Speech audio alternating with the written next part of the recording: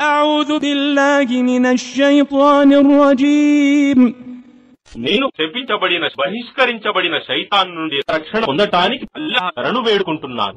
فلما رأوه عارضا مستقبل أوديتهم قالوا هذا عارض ممطرنا بل هو ما استعجلتم به ريح فيها عذاب أليم.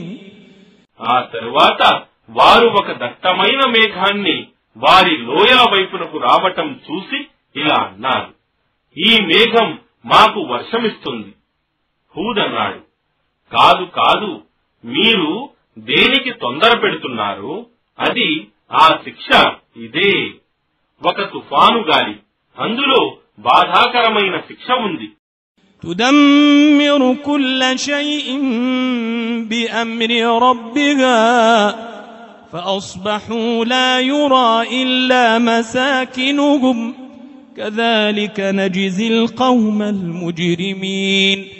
అది తన ప్రభువు ఆజ్ఞతో ప్రతి దానిని నాశనం చేస్తుంది, చివరకు వారి నివాస స్థలాలు తప్ప అక్కడ ఏమీ కనిపించకుండా పోయాయి.